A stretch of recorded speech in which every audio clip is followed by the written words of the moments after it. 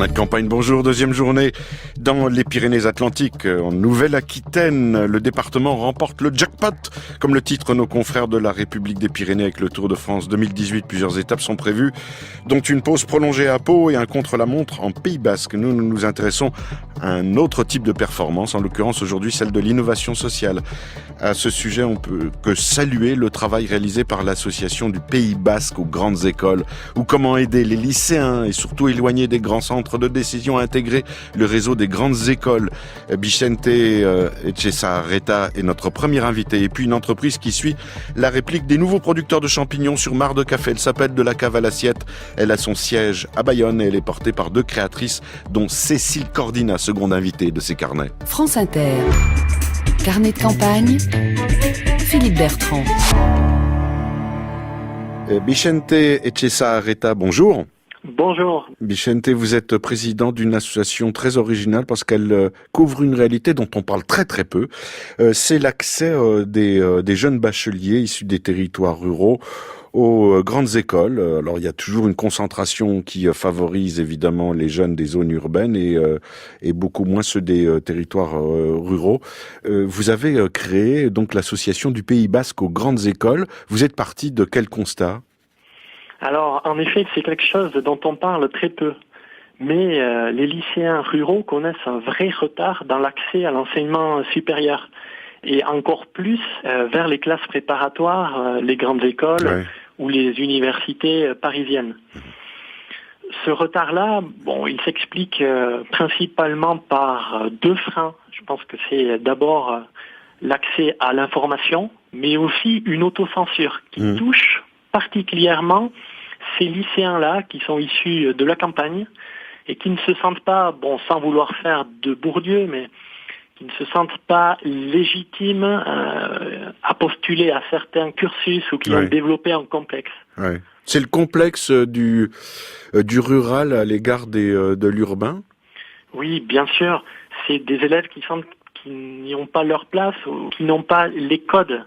Et nous sommes là pour faire lever cette autocensure, les encourager dans leur ambition, puis témoigner de nos parcours parce que nous sommes des enfants de l'égalité des chances qui avons fait ces cursus un peu par hasard. Nous devons vraiment tout à l'école. Ouais. C'est-à-dire que, Vicente, vous missionnez des étudiants, des jeunes diplômés auprès de jeunes lycéens de façon à leur faire découvrir les grandes filières.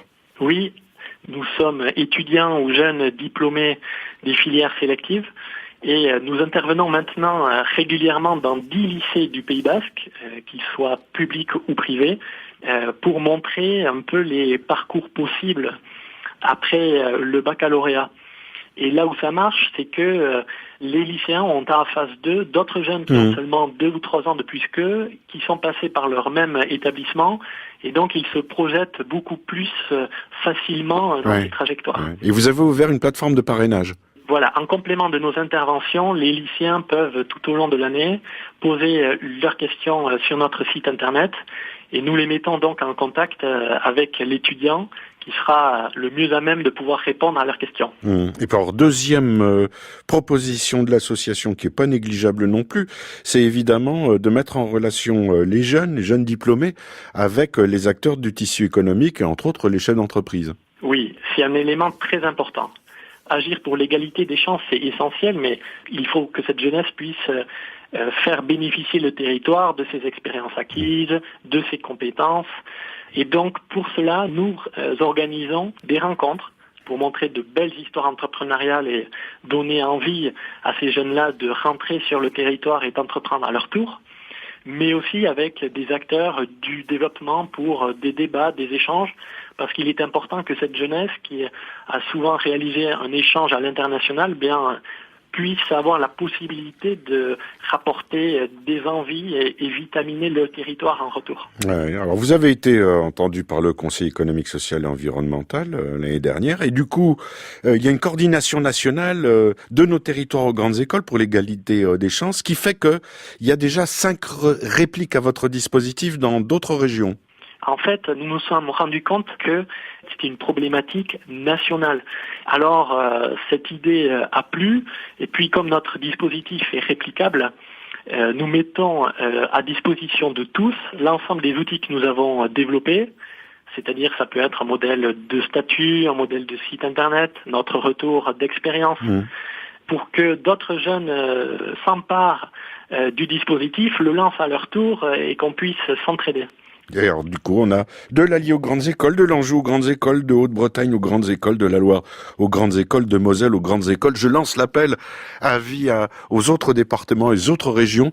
Il y a tout le matériel à disposition grâce à l'association de Bichente. Alors, il y a 2 sites, c'est de nos territoires aux grandes écoles.org. Là, vous arrivez sur la coordination nationale. Et puis, pour le Pays Basque, du Pays Basque aux grandes écoles.org. C'est aussi simple que ça. Je vais encore frimer. Je vais vous remercier en donnant votre nom et votre prénom sans vous écorcher. Merci Bichente Etxeza Erreta. Merci beaucoup. J'y suis arrivé quand même à nouveau. Vous avez remarqué. Oui, non, je plaisante. Merci Bichente. Bonne journée. Merci beaucoup à vous. Carnet de campagne. Philippe Bertrand sur France Inter.